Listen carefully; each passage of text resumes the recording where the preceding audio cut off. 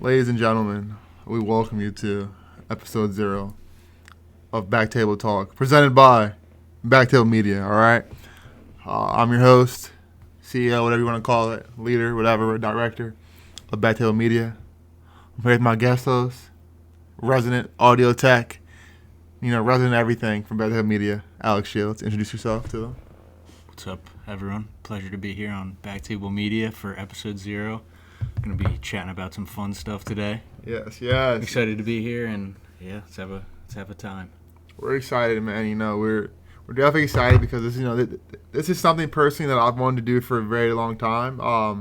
I listen to a lot of sports radio, a lot of sports everything, and I feel like recently there's been a big uptick in just chatter for no reason and just like hot takes. Like people are saying stuff just for clicks and just for clout.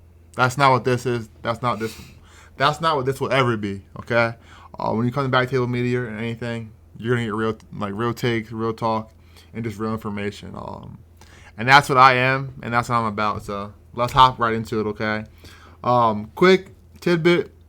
The format here. This is BackTable Talk.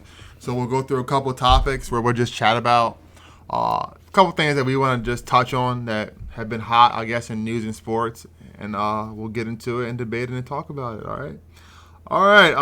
Our first topic, okay, is going to be around Mr. Dart. Yes, sir. Mr. Dart. Look, Jaxson Dart. Shields is my guy, so he can tell you, like, this is all real. Not going to hide it. We'll talk about this on a different episode, but Shedeur Sanders, one of my favorite quarterbacks. Love Shedeur Sanders, okay? We all know how the draft went. Don't have to get into that. This is about Jaxson Dart right now. But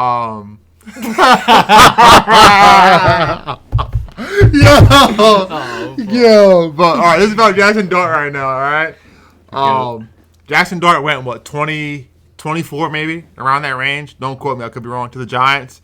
At Ole Miss, I won't lie to you, I watched a little bit of him at Ole Miss, and I recall him playing pretty well. But one of the biggest things that I think I remember about his process was that he couldn't win the big games. He had a chance I think to get into the playoffs, and he, for lack of better words, shat the bed against Tennessee. It happens. Whatever. Shedeur truther right here. Whatever. It happens.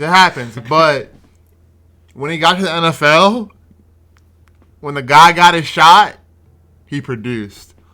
And I think he did a great job of sitting behind 2 QBs that had no business even shooting up, starting a game in the NFL, all right? I'm not here to belittle people, okay? Shields can tell you the same. But I think everyone that's watching this podcast knows that Russell Wilson, look at me. He deserves to be belittled. What camera is it? Russell Wilson had no business starting a game for the New York Giants. All right? So I think when Dart got the job, he cooked. And I think playing in New York, you got to have a kind of swag. You got to have some swag. You have to. And he's got it. Look, Shields. You guys know the...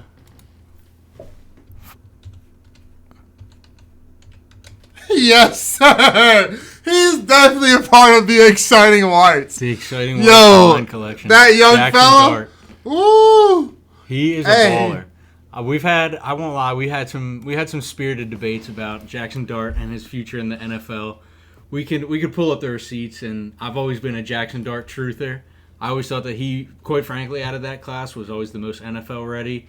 He's got the frame. He always had the arm. He had the prowess. He did have some lapses throwing the ball into double coverage and whatnot late into the season, but I just felt like he was built for the NFL. He was built for the game. It's college football is a lot different from the NFL, and I just felt like out of all the quarterbacks in that class, he was the most mentally and physically ready. And we've had some spirited debates, and I'm glad to see that he's doing well. Glad to see that he got his chance. No, and I'm also about stats, and I was wrong. I will not sit here and tell y'all a lie. I was wrong. I didn't think that his style of play was going to translate to the NFL, but he wins games, and that's all that matters. Also, he's got some swag too. He's got some swag too, and he's got some stats to back up that swag. Look, and we need that necklace. Let's see. Oh yeah, pull up his Cuban, bro. Bro was icy. Okay, so far, Mr. Dart's throwing for 10 tuds. And how many games played is this? This is 1, 2, 3, 4. All right, so in 5 games played, he's thrown for 14, 17 in the air, 10 tugs, 3 picks. On the ground, because he gets to it on the ground. He gets to it with the legs. He gets to it on the ground. Let's try to find these stats. Let's see. Rushing yards.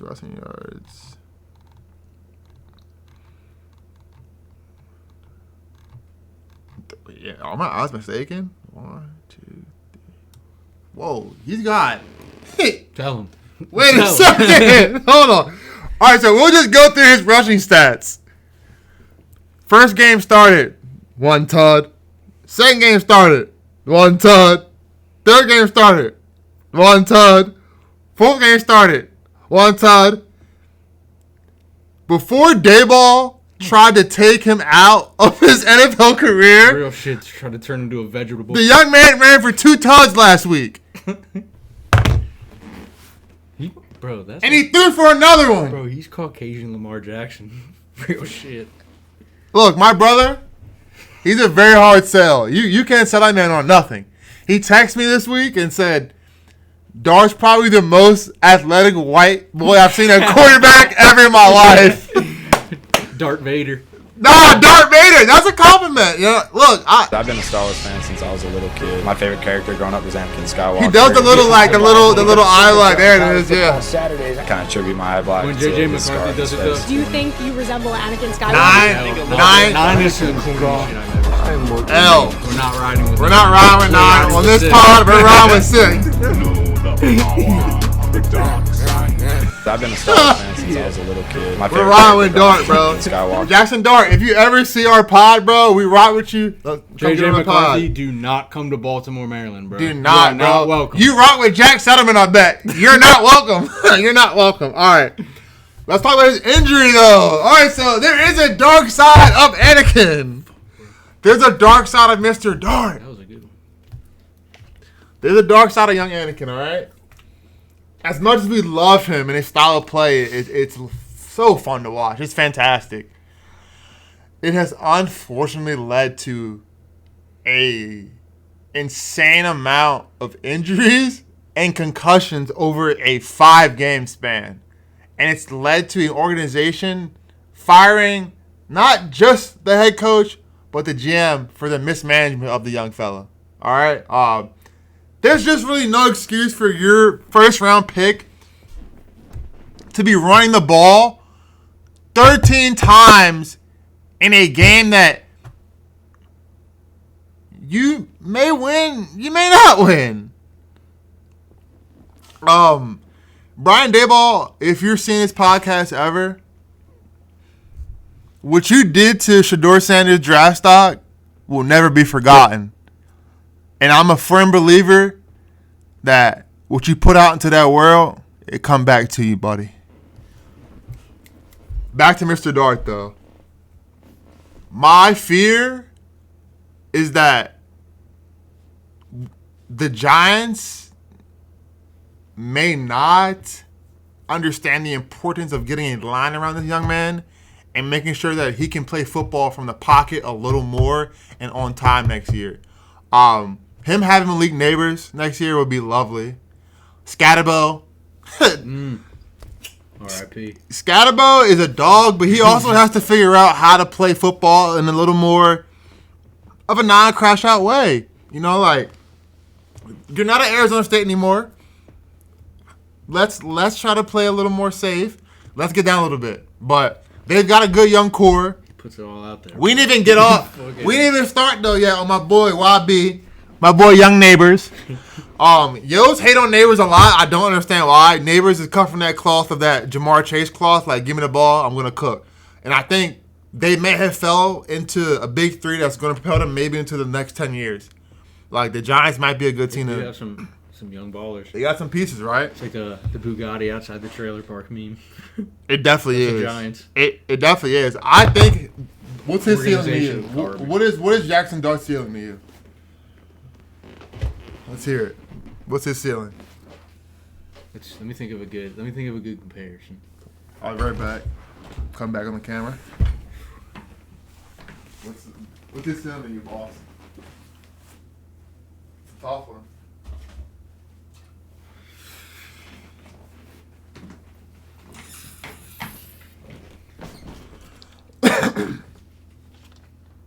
Dude,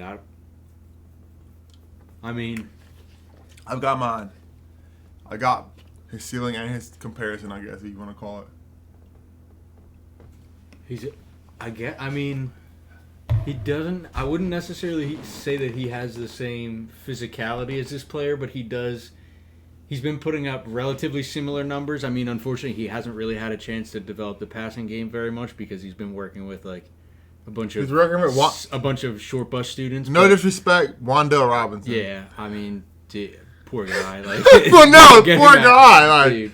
But I would say, I mean, in his actual play style, I'd say he's somewhat similar to Josh Allen. Yeah, that was mine. That was mine. Comparison. That was mine. I was gonna say ceiling, that. Dude, I mean, I don't want to say Lamar because he certainly does not have the once he scrambles, he doesn't look as natural. He still looks like he's a little bit, out of his element, a bullet China shot, out of his depth. But yeah, I think if he can develop his patience more, like when the run, once he gets out of the pocket, like start to, he certainly has the frame to be able to break a tackle, to be able to stiff arm someone, like just get absolute separation from him because he does have the size. I think if he can develop that like patience a little bit more, I mean, dude, he throws the ball. He throws the ball well. He runs the ball well. Dude, it's hard to say, honestly. I'm trying to see if I can find his run attempts. Let's see. I can't. It's okay. But what I was trying to... Maybe we can see something at Ole Miss. Like, because the kid can run. That's what... The point we're trying to drive home here is that he can run. Let's see if we can find Ole Miss. That's what was career highlights. Well, these are now turnovers. This is when he's at USC too, so he's a younger guy here. This is when I first heard about Dart. Dart will take it in, touchdown. He's always had the sauce. Like, this is coming. I'm pretty sure he hurt his knee at some point, I believe. But there is no way that 280-pound Tyler Johnson is going to check me on the edge. I can get around him. They did not burn a timeout. Oh, I thought I saw Dante Williams running over there to call the timeout. I don't know what he was doing. He ran on the field. Dart across the middle into That's traffic, a throw, too. And a great catch. That's McCree, the freshman who hung on. Start with motion, okay? You motion down. What happens is when you motion down, you create leverage. See the split, the receiver right here? This receiver's going to be the guy in the double move. He's going to eat off this play the rest of his career, RPL, because you have to respect the fact that he can pull it down and take off on you. And he can make the throws, all right? Split, and then Dayton Wade. We're seeing it. We're definitely seeing it. All right, so this last part is going to be one bold Jaxson Dart prediction. My bold Jaxson Dart prediction is that he will win an MVP award at some point in his career. I think, personally, I'm not the biggest Josh Allen guy, won't lie to you, but I think Dart has a little bit more of like zip and just like, a quarterback has to be able to get that ball in there when you have to, and I think he can do that. So I think the team he's on and I think the faith they have in him now, they're going to build around that guy, and I think they might have a chance to make some noise, and I think he has a chance to maybe win MVP at some point. That's my bold I don't think prediction. that's a crazy take, honestly. I mean, they've got good young building blocks. They need to get a line in there for him, but I mean, it's an attractive destination for players. Like, who wouldn't want to play? New York. Who wouldn't want to play in New York? They've like I said, they got the young building blocks. So I mean, yeah, they could definitely put him in a position to go out and get one. Yeah, I don't think that's that crazy of a take, to be honest with you. There we go. All right, our next topic here, man. I gotta lean up for this one, man. This is. It's been a very emotional year, to say the least. As Baltimore Ravens fans, you see my boys rocking the O's hat. We're proud Baltimore guys. Anything Baltimore, we're gonna respect, represent, and support. We're not like a lot of these other fake fans out here. I'm big on like Twitter. I'm big on Twitter Ravens stuff, content. I'm gonna say it now. This is why I love having this platform. I see a lot of y'all out here talking crazy. I'm calling y'all out. If you're not really a fan, don't do all this 50-50 stuff, all this fair weather stuff. If you rocking with us, rock with the flock. If you not, see ya. All right, now let's hop into it, man. Let's hop into it. We all know what's happened this year. 1-5, Lamar Jackson injury. Just injury after injury after injury after injury. It felt like for October. Series of unfortunate events. Yeah, John Harbaugh not coaching his best. Not going to shortcut anything. Zach Orr, honestly, not doing his best. Todd Monken, struggling. We were struggling as a franchise. Okay? I don't think, as a Ravens fan, I've ever seen us play that soft. And I could care less about losing, but getting blown out at home, that's just disappointing, disrespectful. That's not how we move in Baltimore. That's not what we do. Some of the play calling, too, is just absolutely we're mind-bogglingly bad. We are definitely about to get into that. Let's talk about what changed from last year to this year that got us to that 1-5 start. For me, number one, complacency. I think we understood that, like, we're the Baltimore Ravens. We're going to ride off the success of last year. That's not how it works. Like, we have a Bugatti in Lamar Jackson. That's known. That's known. The world knows that. But what do you have around Lamar Jackson? True. That's the question that's going to be asked forever. Forever. What is around Lamar? And you have a good amount on offense, too, right now. I mean, Rashad Bateman is balling. Zay Flowers having the best year of his career. You have Derrick Henry, arguably the best running back in the NFL, behind him. And to see the results that, came. I mean, obviously Lamar being hurt. Obviously you're going to lose a few games just because of that. But just the effort that was given was just so bad. I mean, so poor in some of the games. Yeah, let's do this real quick. This pains me to do, but I think this was the point where, as a fan, like I kind of, it was like turning games off. Like this was soft. This shit was awful. Texans make history in Baltimore. That's just embarrassing.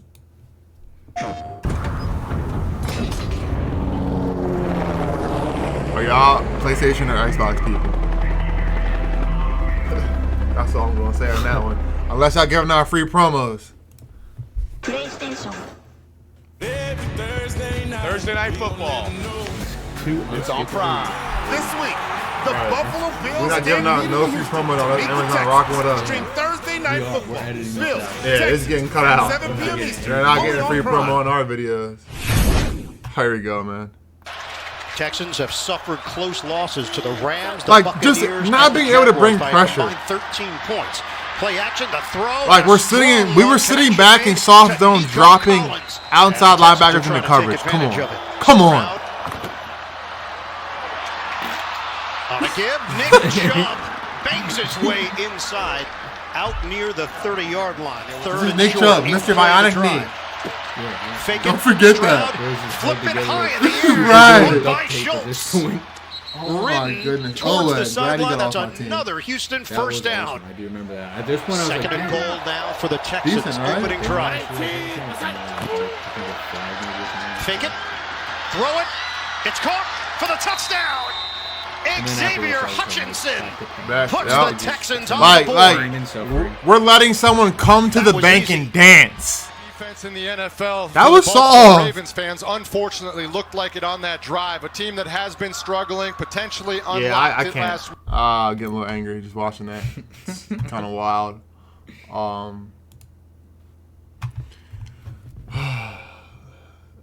It's just wild, man. Hate to see it. You hate to see it. All right. Like I was saying, complacency, and I think the second thing for me, I don't think I love Todd Monken, but I don't think he changed anything coming into the offseason. Like, I think bigger. When you have a great quarterback, the normal thought process, tell me if I'm wrong, is that I want to protect him as best as I can. For some odd reason, we choose to take the discount rate and discount route on the offensive line. Most teams, they open that checkbook up for the line when they want to have the QB off the ground, right? Daniel Falele, get him out. Get him out of there, bro. Look, and get the hell out of there, bro. I'm not here to bash people. I'm not here. I talk strictly about your performance. But please put it up. When you're doing stuff like this, bro, this is Daniel Falele trying to protect Lamar Jackson. It's that kind of confidence that continues to amaze people who watch Dylan play, because he's doing all of this blind. You know how I can't see, and a lot I watched of Lamar Jackson get sacked a billion times by the Lions on Thursday Night Football. But this courageous youngster has proven those people wrong. I can't, bro. I can't. Daniel. For those who may not, we said we weren't here to belittle anyone at the top of the episode, but it's only taken us about 20 minutes. I can't. Daniel. I can't spell his name, and I don't really care. There it is, hey. Daniel Falele. Lowlights, bro. Lowlights is right under highlights. That's crazy. Wow, that's insane. We didn't want the highlights. We want the lowlights. There it is. We're D1 haters. What does he even do? Lamar Jackson can be pretty elusive in the backfield, who escaped defenders yet again on this play. All right, okay, let's. Daniel Falele throughout. Remember, just follow cursor. Lamar Jackson can be pretty elusive in the backfield. Who escaped defenders we continuously put Lamar Jackson in spots like this. 77, be Superman. Be Superman. Be Superman. Houdini. Lamar Jackson can be pretty elusive in the backfield. Oh my goodness, man. We have to figure out the line. Because, but I tell you what, number 77 better do a better job than in Buffalo. Hey, that was bad. When Uncle Ocho, see bad. it. Go ahead. Daniel Falele disaster class. We will be there. Why are you on the ground? Get up off the ground and block, bud. Here's Henry, left side. I just don't understand why you continue to look. If you're bad, it's okay. Why are you out? Right there, just the left arm out.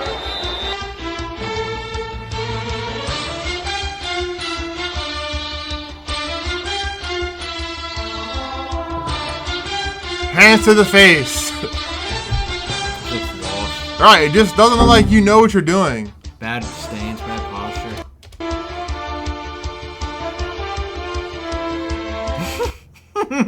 Yeah. Where are you?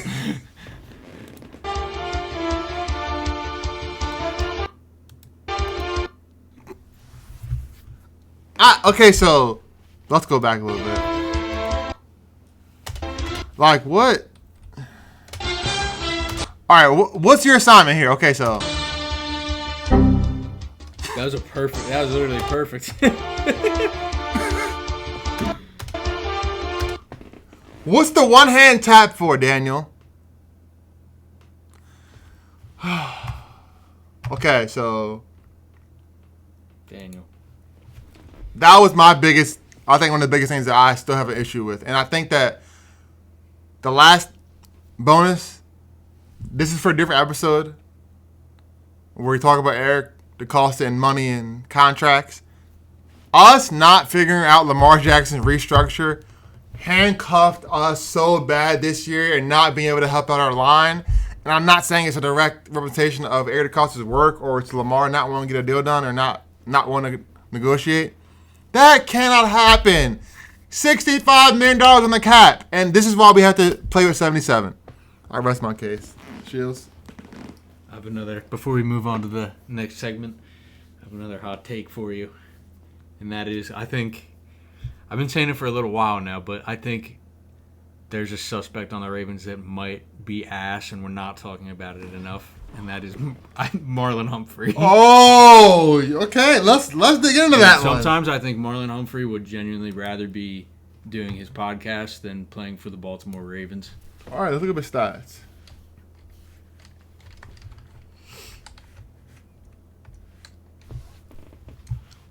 All right, let's look at Humphrey's stats. PFF, what we saying?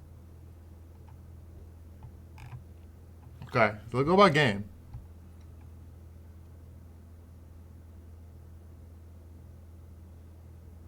So, on his head. So, no one's really blurred him yet, but we need like deeper ones. Yeah, did it show you like what? Like his coverage percentages. Yeah.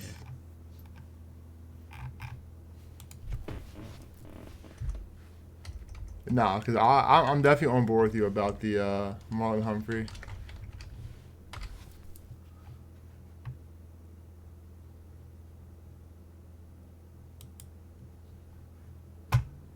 Okay, so we've been able to find something. So, 45% allowed in. So, half the time you're getting thrown at, they're catching it? And you're getting paid. Just hold that thought. 45% of the time. Okay? Now you tell me if these numbers make sense, Shields, okay?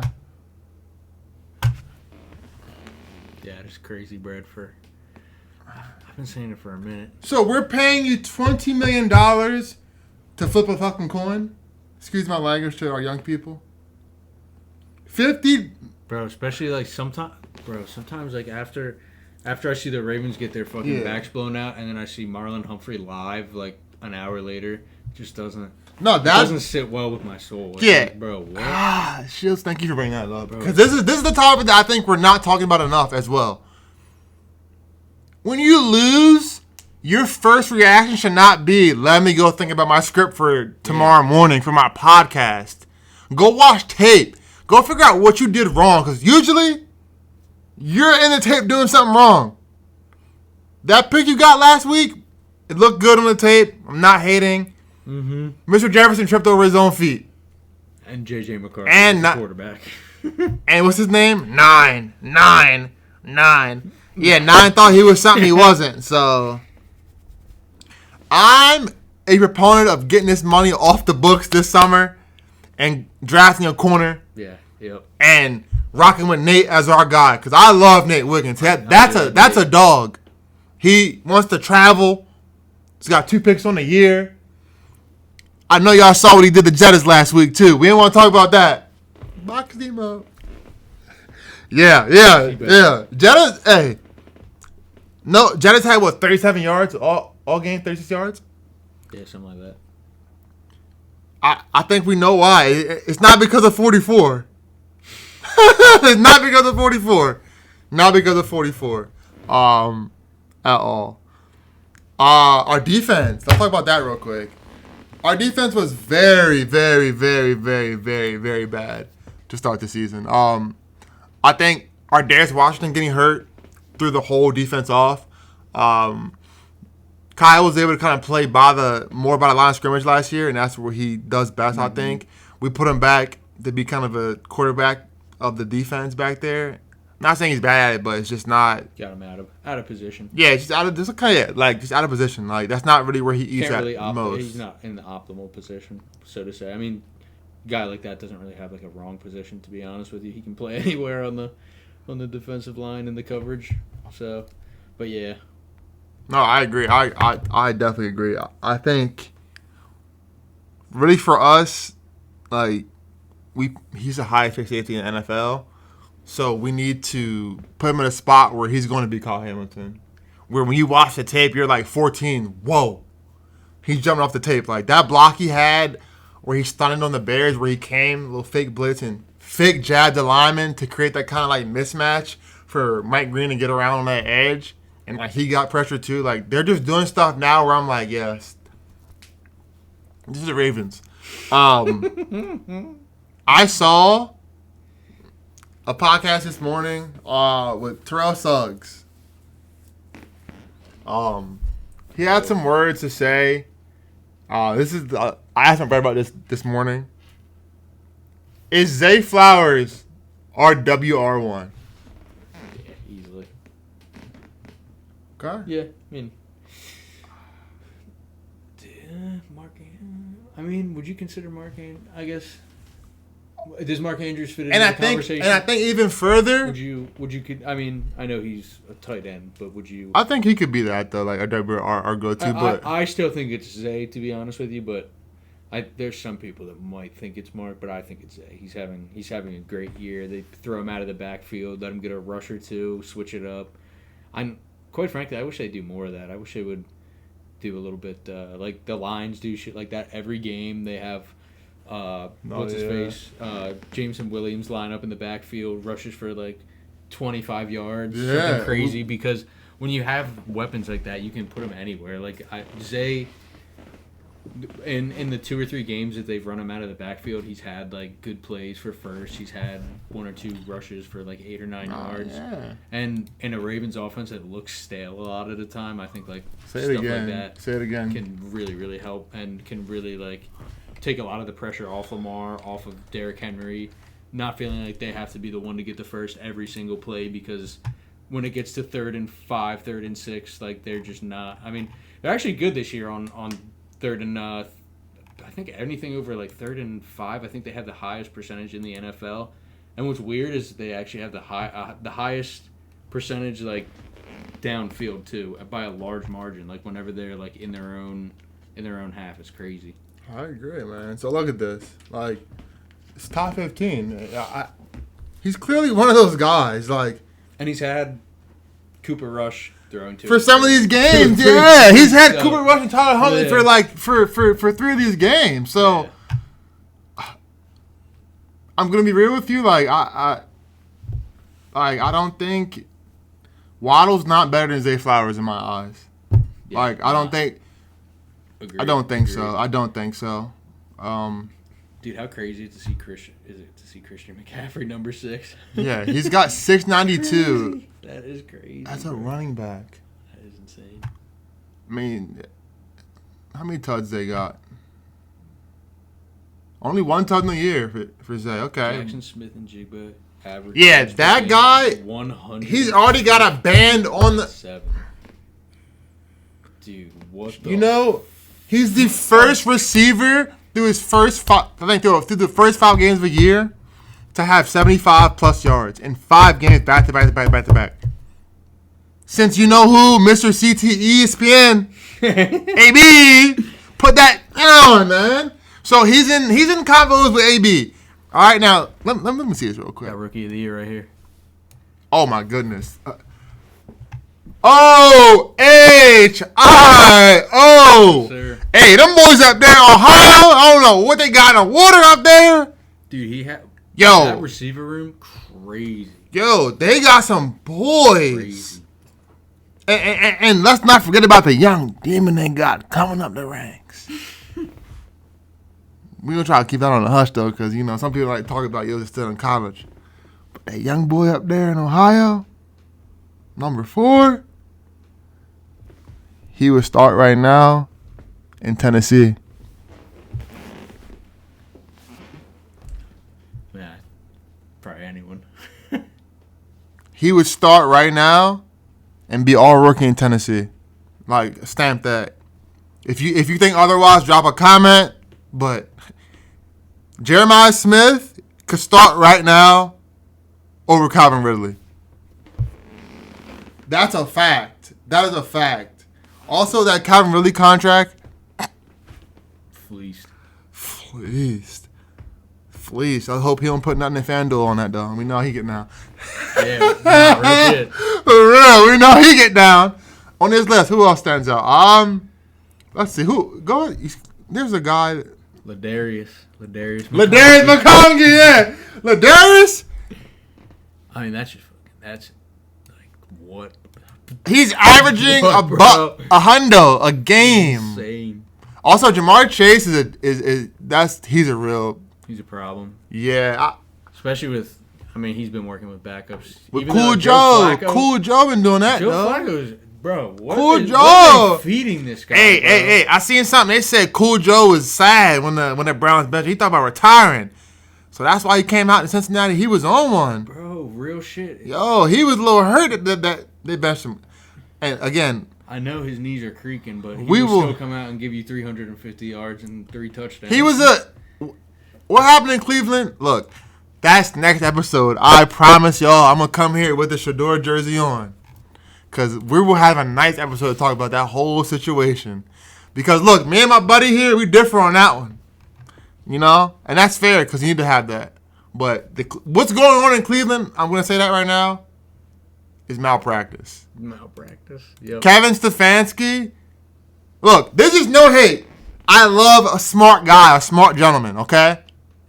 But we're allowing a gentleman, okay,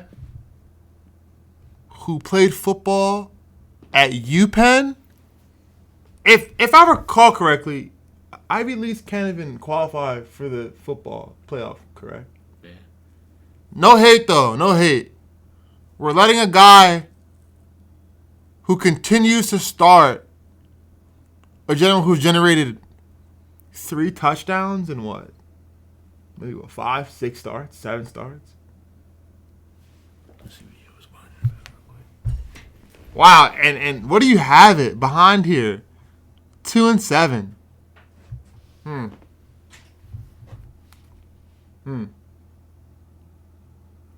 right.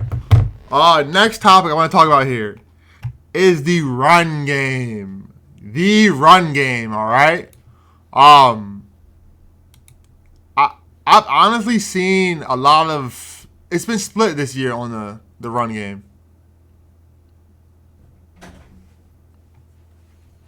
All right, so right now, run game. Our top 5 backs. We got Jonathan Taylor, James Cook, Rico Dowdell, Devon Achane, J.K. Dobbins. Whoa. Yeah, crazy. Whoa, that name surprised me. Dobbins? Crazy to see him above Jameer and Bijan. Right. Breece Hall, Javonte Williams, and then King Henry. I won't say any names, okay, but I have heard some people say that if, like, this summer they might have to talk about something about, like, offloading Derrick Henry's contract. You crazy? Nah, bro. I don't think that's gonna. That's not smart. You don't. Terrible. You don't mess with something that's not broken. Derrick Henry is still top 10 in rushing at 31 years old, and you're talking about offloading a contract? You don't just go out and get backs like him, too, if you guys can't understand that. Like, some teams are starting for a running back, and having a running back and having a good run game is how you have a good pass game, okay? So all that talk about D. Henry, no. The only backs that I feel like need to get offloaded, Mr. Hill, thank you for your services. Ken Mitchell, let's rock and roll.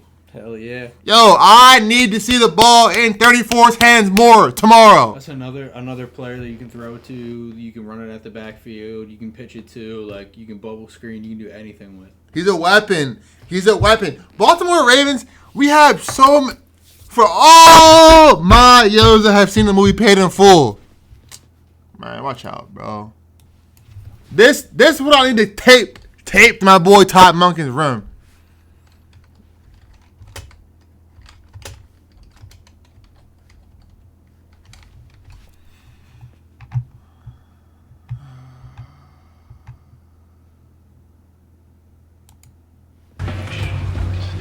I'm hooking you up, nigga. You got my. See you later.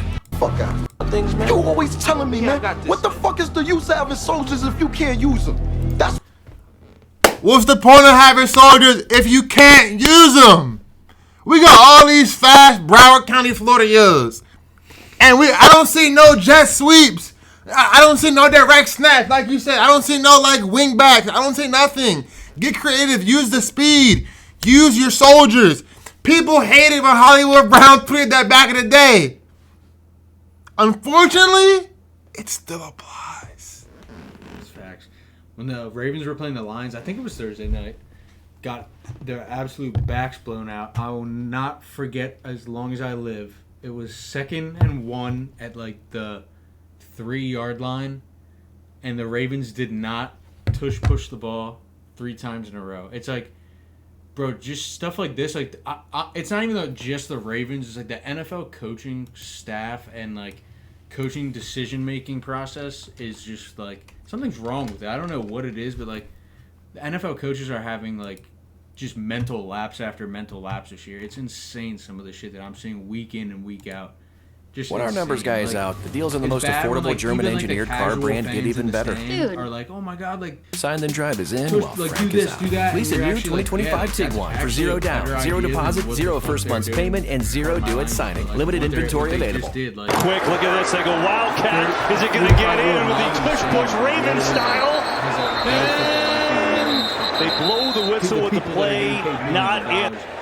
You make the Rams use their final 2 timeouts by not getting it in from the 2-yard line. This is the best that we could come up with. If they do get the ball back to move in the ball a do-or-die game. So if they are able to complete this and with number a 84, touchdown here, I feel bad that we cut this, yo. Because because he was trying his best to be Pat Ricard, but he just couldn't. Andrews, Baltimore, tush push. Yeah, I'm not watching this again. This is scary stuff to watch, people. This is scary stuff to watch. This is scary stuff to watch. Halloween's already going, but if you needed a spook or a scare, well, shit, okay? That's scary stuff to watch. Talk about it. Where do you see us finishing that in the, like, AFC? I mean, easily, the Ravens still win the division, I think. Absolutely. I still think easily AFC the Ravens North win the ours. division. They're playing against a bunch of special ed kids, let's be honest. I mean, they have easily they have the strongest lineup on paper. The games with the Steelers, it doesn't matter who, like, they could have a traffic cone playing at quarterback and somehow the game will still be close just because of Mike Tomlin magic. But, I mean, I still think the Ravens easily win the division. No, I agree. AFC North's ours. I'm saying it. It's ours. Like, Lamar's on a roll. We're not going to hide it either. If you don't like it, don't watch the pod. We're Ravens fans. We're Lamar Jackson fans. If you don't like it, don't watch the pod. Okay? If you're a part of the he's overrated train, don't watch the pod again. Or you can comment. We can have a conversation about it, all right? But I think he's going to get us to a point where, like, in my eyes, I think we're going to make the playoffs at about, I'm saying,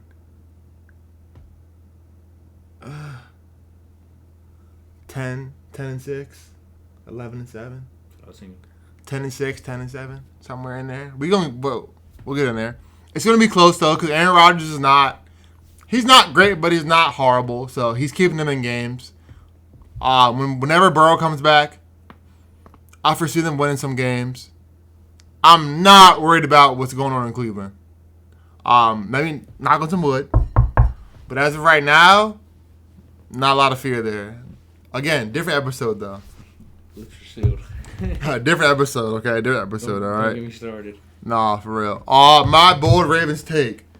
My bold Ravens take is that we will play in the AFC Championship game. Who do you think that AFC Championship? I think we'll be seeing Mr. Drake May.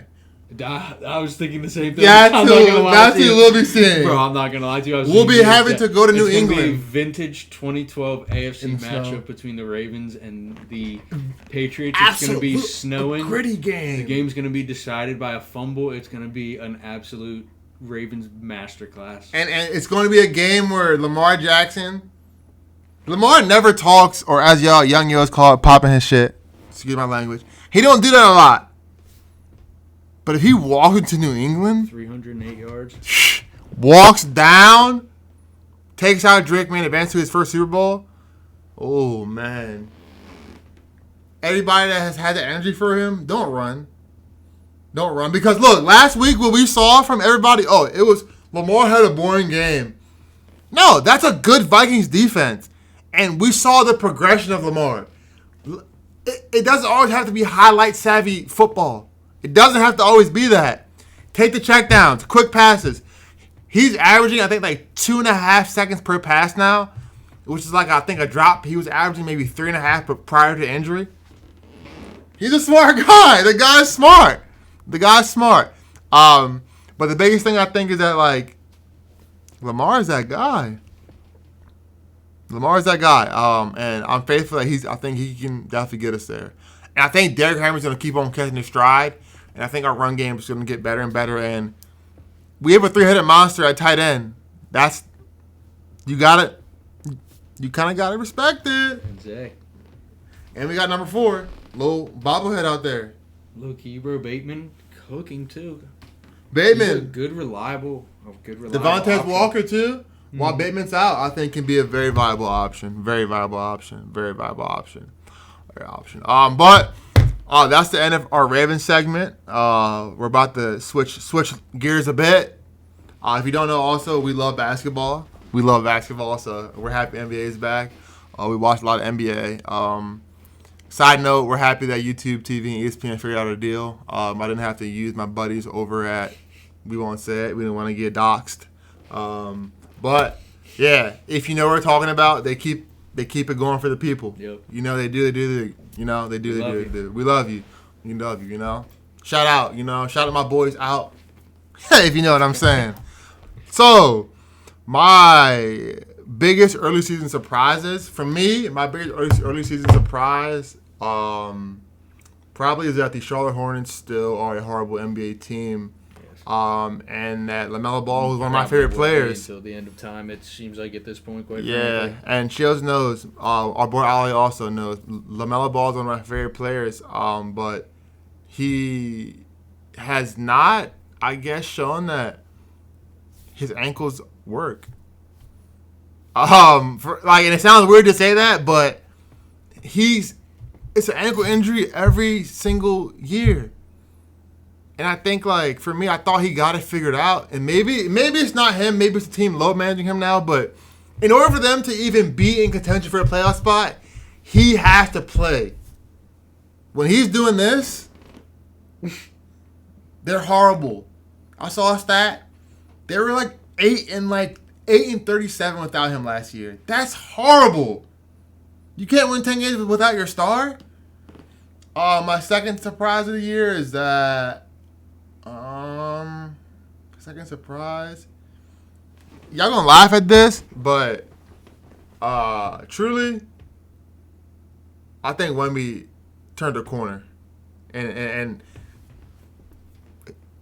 I don't really know how to say it, but I think Wemby's a true alien.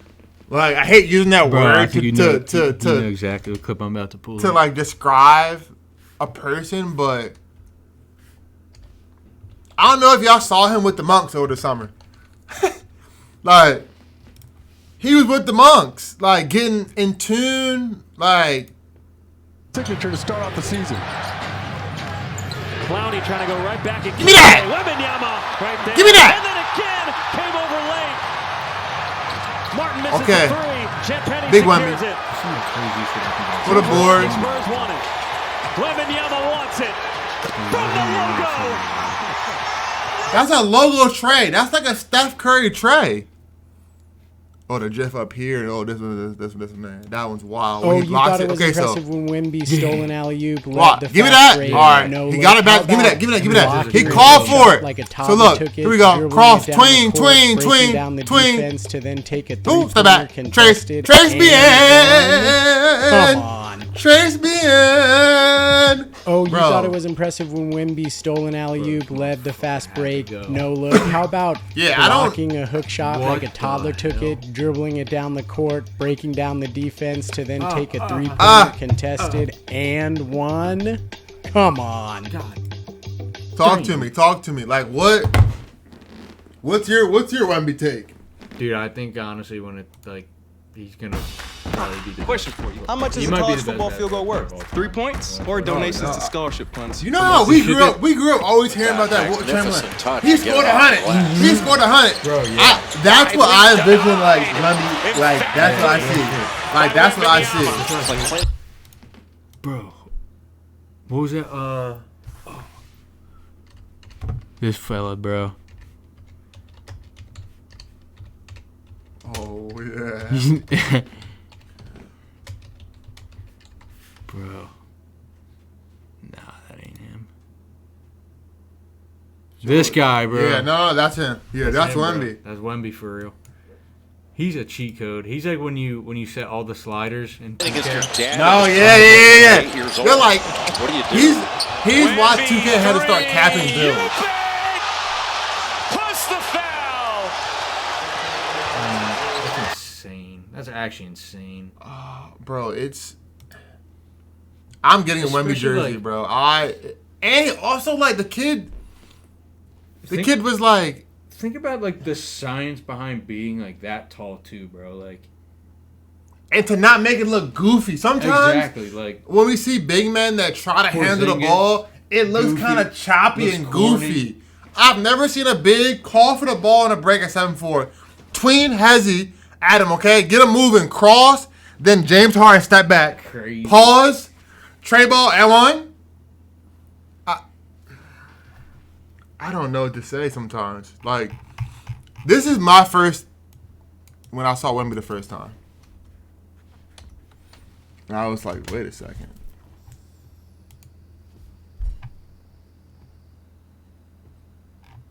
So this was kind of like when I first saw him. As you see the name, if it wants to load. He was cooking Gobert. This is Gobert. This is him at 16, flying Gobert. Hey, taste that. It's the same game, low key, just younger.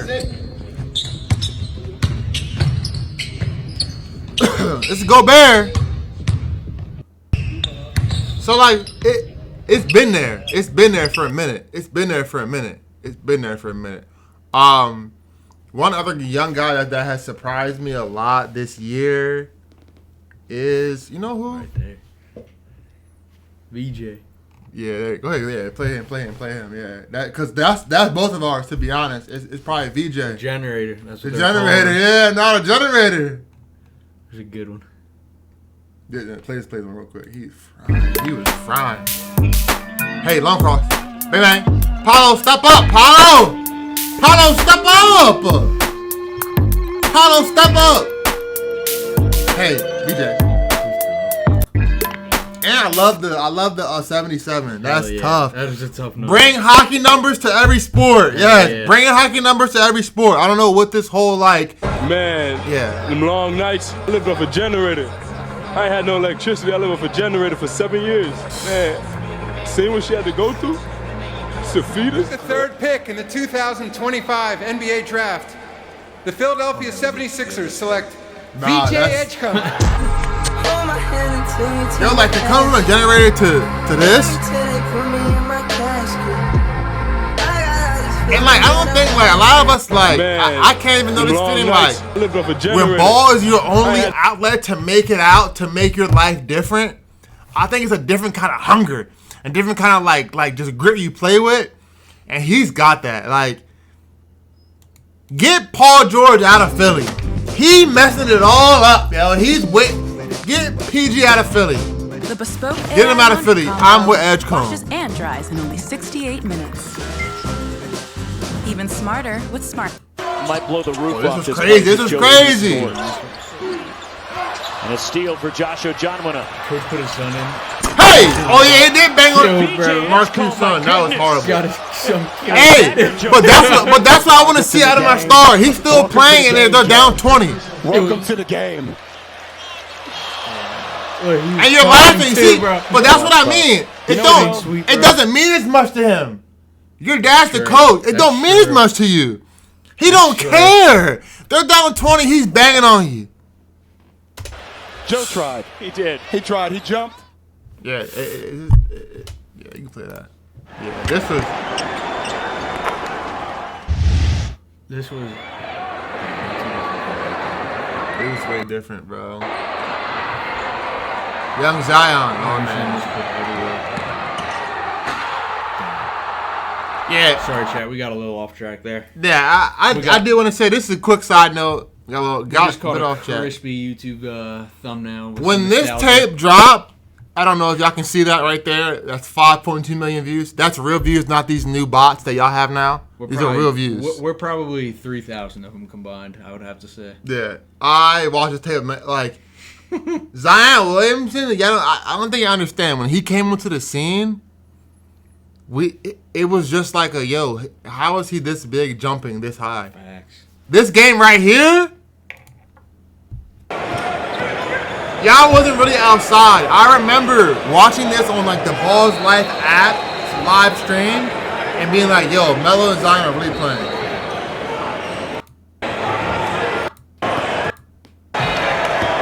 Big baller.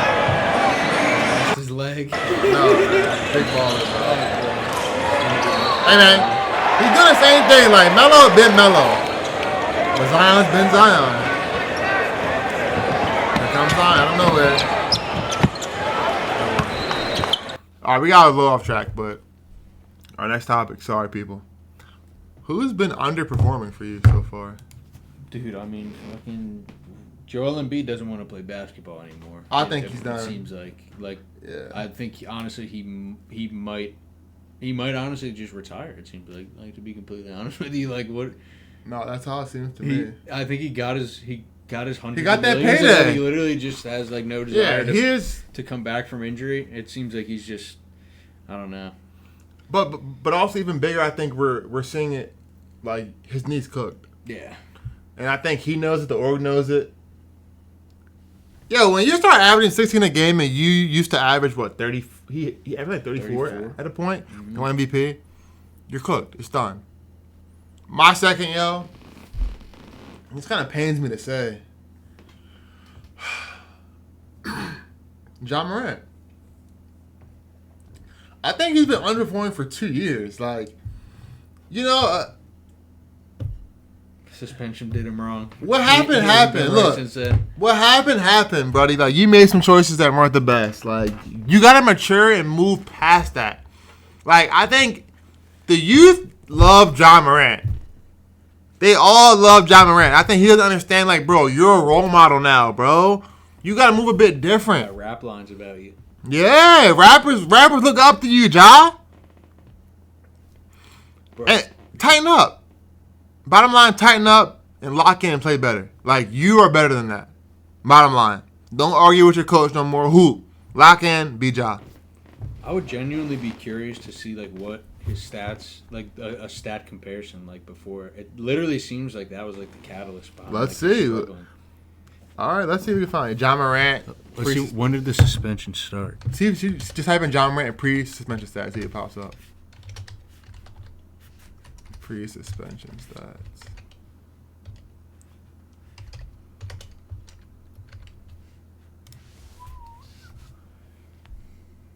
Oh dang, that's hold on. Just go to his normal stats. We can probably see by games played. See the stats. See all. Oh, that's recent games. Go back. Oh, there it is. Will it tell us his averages for the year? Regular season. Wait, when did he get? When was this? I think it was this season. Cause look, he missed.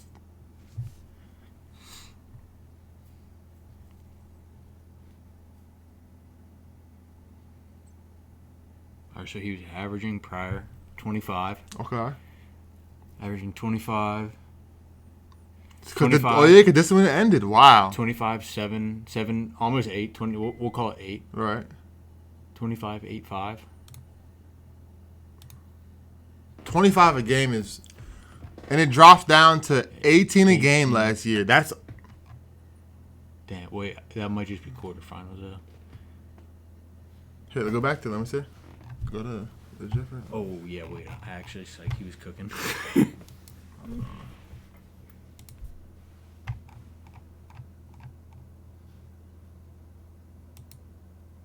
All right.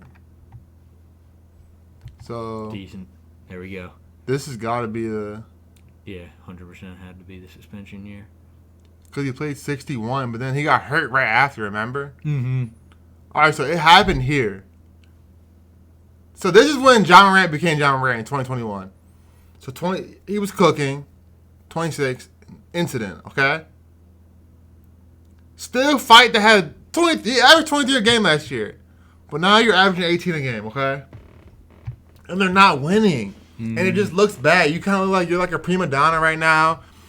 I just gotta see more out of you, Ja. Like, and more just accountability, bro. Like, I don't want to say this, but the reason like why you're angry is because you put your team in this spot.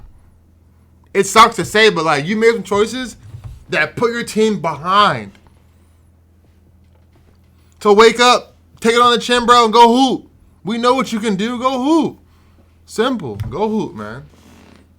More hooping. For you, more hooping, less arguing. For real. Early MVP thoughts. All right, my 2 MVP candidates are Luka and Wemby. Dude, I'm thinking Wemby, yeah. Oh, yeah. Really, I think Wemby. Wemby's really, dude, he's just next level. That motherfucker's not real. He was made in a lab to play this sport. He might be like a covert op or something, bro. Real shit. Nah, he's... I just think, like, we saw Kevin Durant and we were like, oh, my gosh. Wemby's like, better, yo. like the upgrade, bro. Yeah, Wemby's the upgrade. Now that he can score he can really score from all 3 levels now. Really has the 3, like, and T, bro. Like, I mean, that's insane. Like, what do you even do? How do you stop? I saw someone say, bro, when his 3 balls like at cooking, he's probably one of the most unstoppable guys in the league. And I was like, yo, that's so true. Yeah, easy. Cause like you said, when his 3 balls cooking, like bro, he's a 3-level scorer at 7'4". What?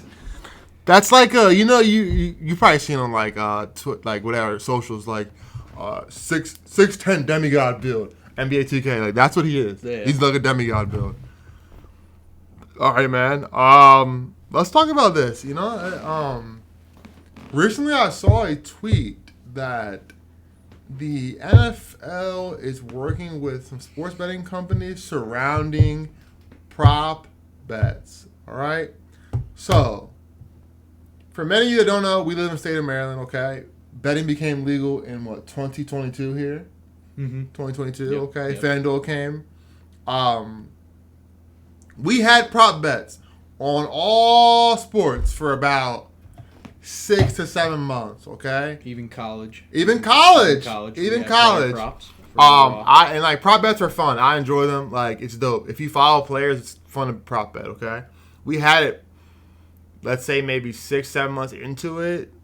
A little bit of like, we'll say like I guess kind of like what's going on now is like college players dabbling in like the betting on like and helping their friends bet. So that's happened. And also fans and bettors have a tendency to kind of forget you're a fan, and are kind of taking it a little too far with some athletes. And I think athletes also are forgetting like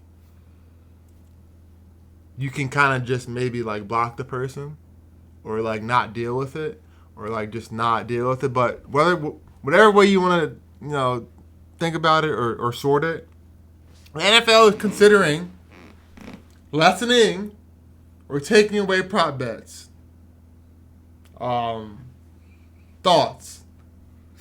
I got some good ones for you. So I don't think it'll happen, first of all, because I think FanDuel will fight tooth and nail to make sure that it doesn't happen, because there's not, to be quite honest with you, a lot of people that just do like, the average bettor is like a parlay bettor, is betting like, they're taking a parlay that's like, Nico Collins, 70 yards, Jamar Chase, 70 yards, someone else 70 yards. Like, that's what they're doing.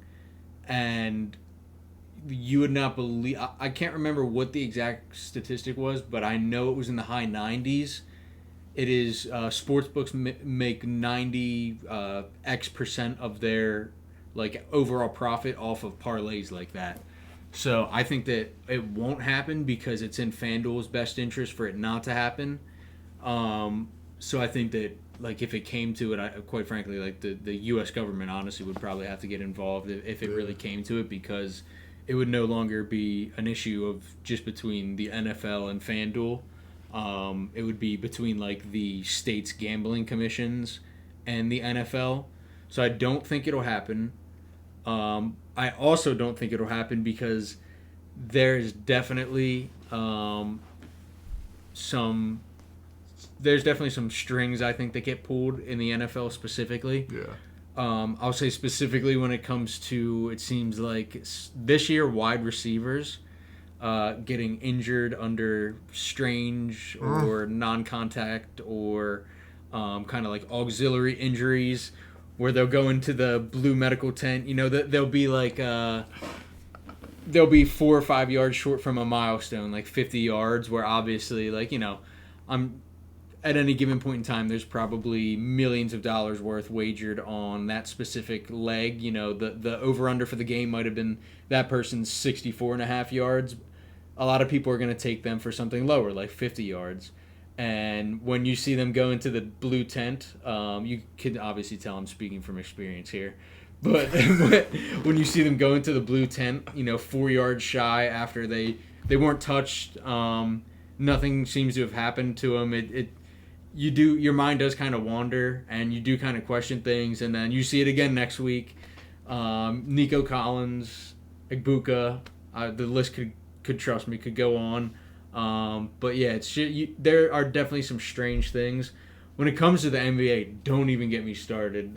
No bets allowed. Man. That's what the NBA stands for. Don't do it. Don't think about it. It's a lot easier to, I think, manipulate a game in the NBA because you give a guy 2 fouls, 3 fouls in the first half, and now like you're limiting his time on the court by probably another 30% in that second half that he's now not going to see. Especially scores. Yep, exactly.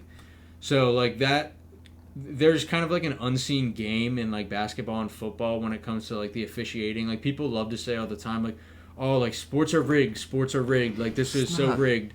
And no, it's not, but at the same time, like it may not be rigged, but it can, and I do think that it is manipulated. Like take the NFL and flags, for example. There's a flag on every single play in the NFL. Literally 100% of NFL plays have a flag in them. Like, or let's say a flaggable offense if you look hard enough. It's just a matter of like, I don't want to say the game script, but like it's just a matter of like what the refs see, of what they don't see, more importantly. So like one, you know, just think about it, like one flag, one like holding, and a team is now out of field goal range. The total is now dropping. The team total is dropping. The over-under, all that stuff is dropping. The money line shifting. Like, that is... The game might not be rigged, but, like, it can be manipulated in certain ways. And, like, that is kind of the unseen game that, like, I think people don't really see. You know, the clock is another, like, that's another kind of thing that works against bettors, obviously, that, like, they don't necessarily look at. But, like, for me, I don't really think that the NFL is necessarily... like rigged, so I don't think that prop bets would necessarily, I don't think there's any reason to take them away. I do think the NFL is manipulated, though. I will, so I think there's an important distinction. Okay, I definitely agree too, though. Like it's like I don't know if you guys remember 2 years ago when they called that flag, and they gave Patty Mahomes another Super Bowl and Jalen Hurts' first loss. That's what he's talking about. In my eyes, you don't call a jersey tug on 3rd and 2 with a minute left in the Super Bowl. Like, you let them play football. It just makes the game unwatchable too. Like it just sucks. It sucks. Like, for example, I don't know if anybody remembers, like 2 years ago on Monday Night Football, we opened up against the Chiefs. We got flagged for 7 straight misalignment penalties in the first quarter. Primetime football, mind you. I thought I was being trolled. Primetime football. Like, it just, as a ref, you saw 8 misalignments in one quarter? I don't believe that. Let me ask you this.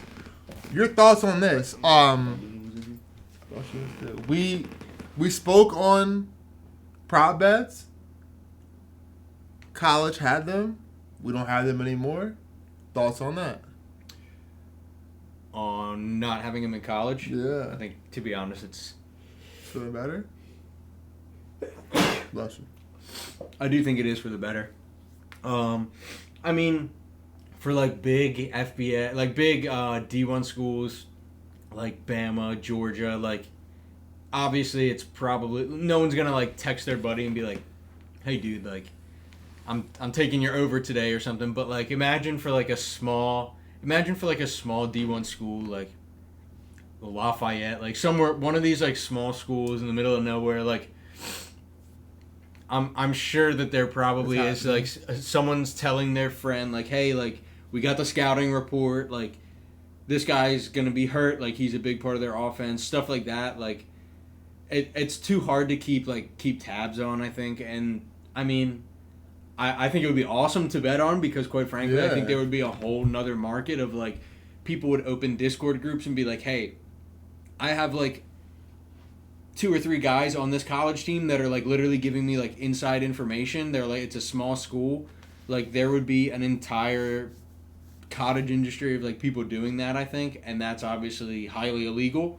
And coupled with the fact that it's a lot easier to like get away with throwing or intentionally throwing stuff in like in a college setting than it is in the NFL, obviously.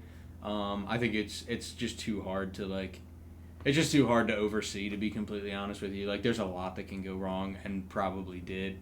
I mean, there were Loyola basketball, I think it was, had like 2 or 3 guys get kicked off the team because they were like betting on their unders or something. Like unders, their boys betting on their unders. Yeah. And that's I'm honestly like genius, to be completely honest. I'd probably do the exact same thing, but like highly illegal. So, it's no, like these are real thoughts that I know these guys had.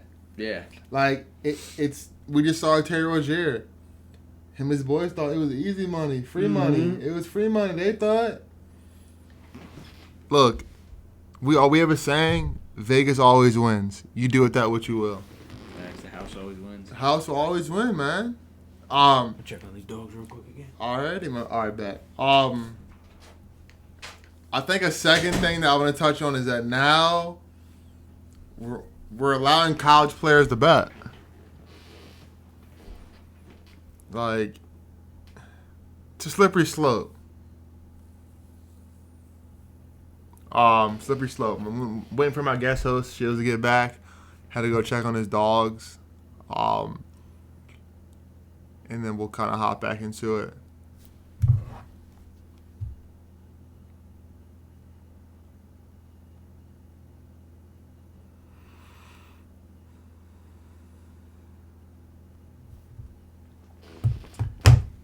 We're kind of nearing the end here. We've been really enjoying chopping it up. This is BackTable Talk, episode 0. Like, it's been real fun, you know, like, this is hype, and we got a lot of stuff coming for y'all. A lot of stuff. I'm waiting for my boy to come back, but, yeah. And back to kind of to, like, the content, though, part, really, like, I don't know, betting, it's an interesting thing. Betting's an interesting thing because it's like it's supposed to be a fun thing, like it's gambling, but sports like really like thrives, and like sports and gambling have become like almost hand in hand. So I think like a lot of the times like we really can't trust guys to be honest anymore. So that's making it tough. Cause like my boy just said, you got guys taking their unders. Like, that's not ethical. Oh, yeah?